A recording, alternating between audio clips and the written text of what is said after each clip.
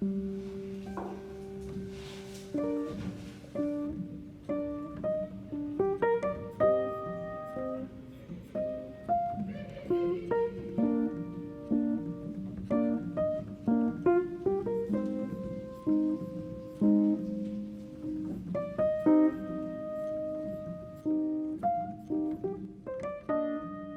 j'ai perdu. Qu'est-ce qui se passe dans ma tête? Je ne sais pas grand-chose. Je me vois pas faire ça longtemps. Je vais pas pouvoir me filmer dans ma chambre en train de pleurer éternellement, quoi. C'est pas... Peut-être revenir quand j'aurai fait quelque chose. Ou alors je m'en bats les couilles et je continue. Là, ça fait 2 jours que j'arrive plus trop à filmer parce que, je sais pas, j'ai un sentiment bizarre. Vous voyez, je vais pas filmer dans ces conditions. Ça sert à rien.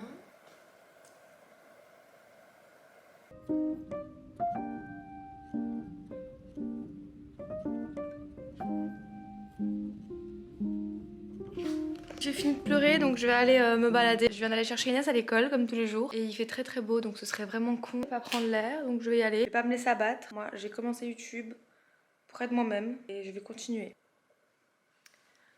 Voilà.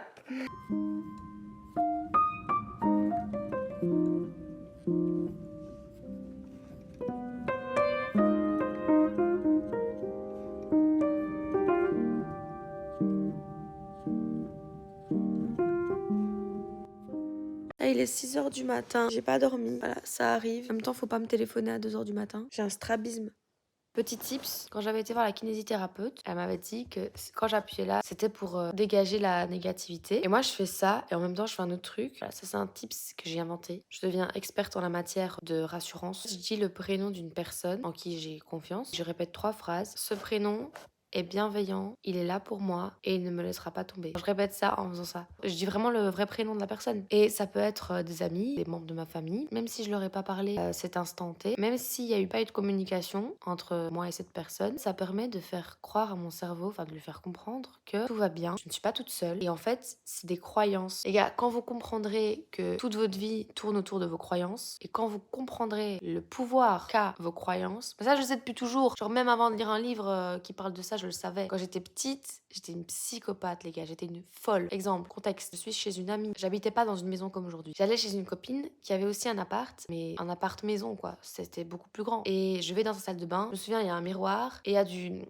espèces de carrelage bleu tout autour. Et je me dis, c'est ma salle de bain de rêve. Elle est trop moche, mais à l'époque, c'est mon rêve. Les gars, j'ai 6 ans et demi. Hein. Je me regarde dans le miroir et en fait, c'est des petites prières. Et je dis, un jour, j'aurai une salle de bain, un jour, j'aurai ça. Cette salle de bain, je l'aurai dans ma future vie, s'il vous plaît. Mais genre, je le pense et j'arrête pas de dire des phrases comme ça. Je le dis, je le dis, je le dis. Puis je sors de la salle de bain, je vais retrouver mon amie. Elle s'appelait Rachel à Verviers. Je pense pas qu'elle me reconnaîtra. Je pense pas qu'on se verra un jour, mais voilà. Rachel, c'était ça. Sa sœur, Émilie, je sais plus les gars, j'avais 6 ans, franchement ça date. Et je quitte la salle de bain et j'étais excitée parce que je savais que ça allait arriver. Parce que j'y croyais. Mais je vais pas le dire, c'est mon secret. Est-ce que ça a toujours marché si je vous dis mes secrets?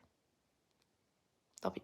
Autre exemple, je vais chez la fille d'une amie à maman et elle a, vous voyez, un espèce de gros rond, un disque où on peut mettre un CD, des écouteurs. Et je me dis, mais c'est révolutionnaire. Tu peux écouter de la musique grâce à ça. Pareil, j'ai pris son objet. Je lui dis vraiment, je peux le tester, je peux jouer et tout. Je l'ai pris pour aller faire ma prière et j'ai été dans la pièce à côté. Oh, mais les gars, par contre, là, j'ai honte. Mais genre, je disais à l'objet, on se retrouvera, t'inquiète, un jour tu seras à moi et tout. Mais grosse folle, mais ça a marché parce qu'au final j'ai eu un iPhone qui est mieux que ça. J'en ai eu un autre d'iPhone, après j'en ai eu un autre. Genre la vie m'a gâtée, enfin la vie m'a dit tu l'as tellement demandé, tu y as tellement cru.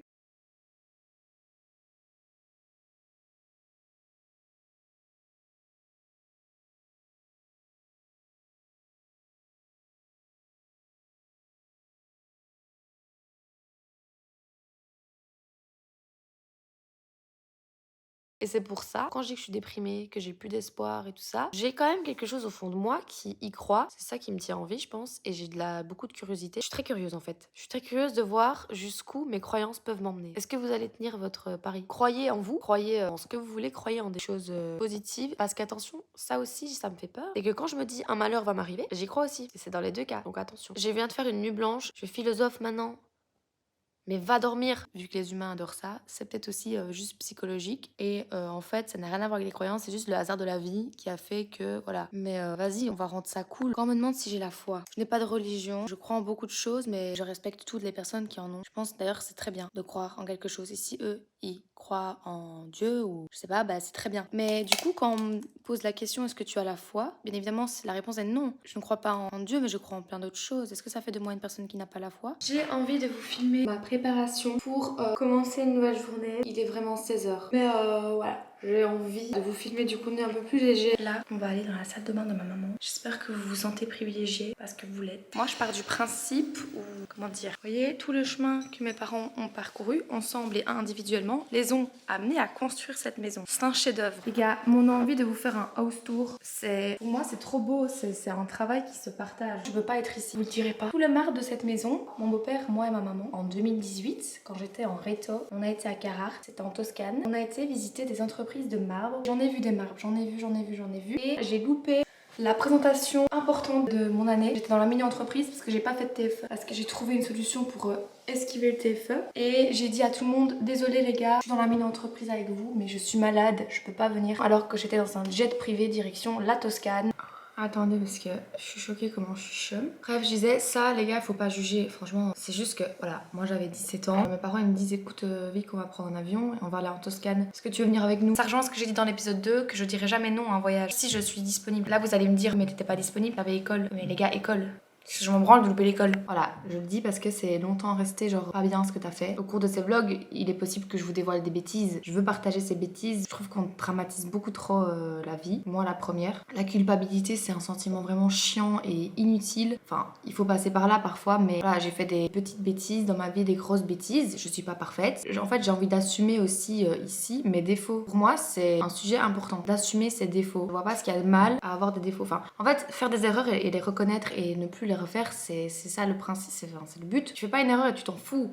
Tu fais une erreur, tu réfléchis et tu veux te corriger. Je voulais parler de, voilà, des défauts, que tout le monde en a et que moi j'en ai aussi beaucoup. Et c'est bien de les connaître, c'est bien de se connaître soi-même pour pas être surpris. C'est pour ça qu'on adore voir comment les gens nous voient, pour nous rassurer. Mais on a des défauts les gars, on aura des défauts quoi qu'il arrive. Pour certains ce sera des défauts, pour d'autres ce sera pas des défauts. Donc bref. Et je voulais dire, une fois je regardais le reportage de Selena Gomez, quelqu'un qui était avec moi disait putain elle fait vraiment trop la star. Il a critiqué, vraiment il a trop mal parlé de Selena Gomez, tu parles pas mal de Selena Gomez, trop méchant. La go elle t'a rien fait. Il a jugé vraiment cette personne sur un extrait de 8 secondes. Elle était prétentieuse et elle avait pas l'air très accueillante, très agréable comme personne. Et tu vois, la meuf, c'est son documentaire. Le montage, elle l'a vu, elle l'a revu. Elle a choisi de montrer ce passage. Tu vois, elle aurait pu le couper. Et je trouve ça débile de juger une personne qui elle-même a choisi, a décidé de montrer ça. Ça veut dire elle-même, elle est consciente en fait. Quand elle a vu cet extrait où elle faisait la star, c'est impossible qu'elle s'est pas dit putain là, je fais trop la star. Ou putain là, je suis un peu prétentieuse. Je pense qu'elle se l'est dit et elle a choisi de le montrer. Donc ferme ta bouche en fait. Juste, ça sert à rien de critiquer quelqu'un qui, dans son reportage, dans son documentaire, elle a dévoiler plusieurs aspects d'elle-même et de sa personnalité. On en revient au fait qu'elle a assumé ses défauts. Elle aurait pu montrer une image parfaite d'elle-même. C'est pas ce qu'elle a fait.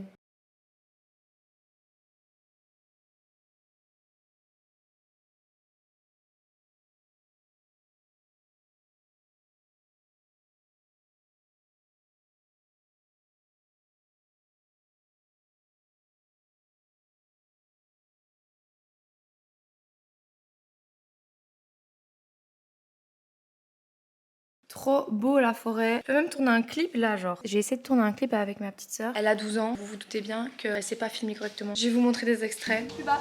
Plus bas. Non, tu dois faire plus bas avec tes mains. Voilà, parfait. Un peu plus haut. Je fais quoi? Un peu plus bas. Un peu plus haut. Jusqu'aux fesses. Maintenant jusqu'à la fin. Ouais, si tu cours, louloute, là on voit ton plâtre.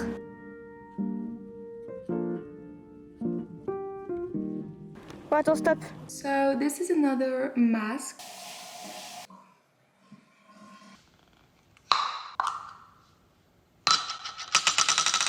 On est dimanche, j'ai encore dormi toute la journée. Et franchement, si ça pouvait devenir un rituel, ça me dérangerait pas. Sérieux, le dimanche, ça sert à rien. Ça sert à quoi? Déjà que toute ma semaine ressemble à un dimanche, je peux pas vivre un dimanche supplémentaire. Ce serait trop. Les gars, il faut que je me trouve un taf. C'est même plus drôle là, c'est même plus marrant. Les gars, normalement, je peux pas manger dans ma chambre. Mais j'ai pas envie de manger à cette table géante toute seule, face à moi-même. On va aller dans mon lit. Je dois prendre rendez-vous pour retirer le plâtre. Je sais faire des appels téléphoniques sans avoir peur maintenant. Le numéro que vous avez composé n'est pas attribué. Bon, tant pis. J'aurais essayé. J'ai fait mon CV qui fait trop pitié et j'ai postulé à 15 endroits. Mais si j'ai pas de réponse, je fais quoi? C'est beaucoup ou pas 15? Parce que j'ai vraiment pris tous les trucs près de chez moi, le reste c'est loin. Je peux plus. La routine, c'est quelque chose d'angoissant et en même temps, c'est quelque chose d'hyper rassurant. Parce que là, j'ai plus de routine, j'ai plus de plan, j'ai plus de rythme. Si ça se trouve, ce qui me manque, c'est juste une routine. C'est vrai, si t'as une routine, t'as plus le temps de te poser des questions, sans routine, c'est le chaos. La journée est passée trop vite, je suis choquée. Enfin, il est que 15h, mais dans 30 minutes, je m'habille pour aller chercher Inès. What the fuck? C'est une belle journée. Le mental, ça va, la météo, ça va. La solitude, j'ai vu des gens hier, donc ça va. Bon, j'ai encore pleuré ce matin, mais c'était pas des pleurs de sale pleurnicheuse de... C'était des pleurs de... Pas quand tu comprends des choses et que t'acceptes. Ouais, voilà, c'était des pleurs d'acceptation. En fait, il y a des leçons qui font mal. Le moment où les leçons commencent à...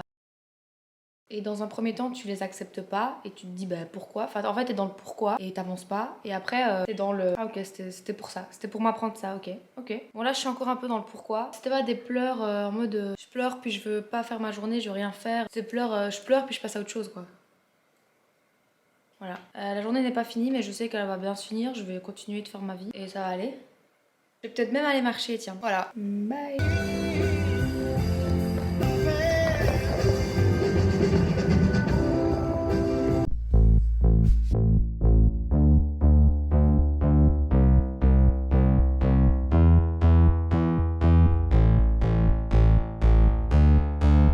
Vous voyez, ça rejoint ce que je disais, le pouvoir des croyances. Dans ma chambre, je crois que je peux danser.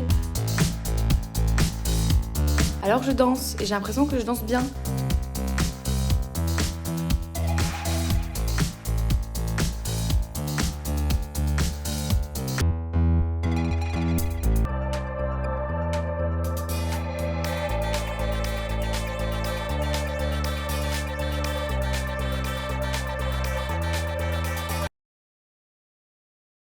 Voilà les gars, ça c'est un petit tips. Je vous dévoile mes tips. Si vous voulez pas les prendre, c'est pas grave, mais je suis essoufflée premier degré. Les gars, c'est trop cool de faire ça, mais il faut être de bonne humeur. Genre, je me suis déjà forcée à danser, c'était pas marrant. Quand j'ai appris que juste bouger son corps et faire n'importe quoi, ça faisait du bien, je me suis dit, waouh, je comprends les passionnés de la danse, je comprends ceux qui sont amoureux de la danse. Parce que moi, j'ai pas ça dans le sang. Genre, on dirait que mes membres ils vont pas ensemble. Genre, on dirait que je suis désarticulée. Enfin, je sais pas, c'est bizarre. J'ai fait de la danse, mais j'étais pas à ma place. Il y a des filles qui avaient dit que je dansais mal en plus. Je l'ai mal pris. Au stage de théâtre, on dansait parfois, on bougeait son corps. Pourquoi ça ne serait pas dans ma routine? Je sais pas, c'est un moment où tu lâches prise. Bye! Là, vraiment, je pars. Bye.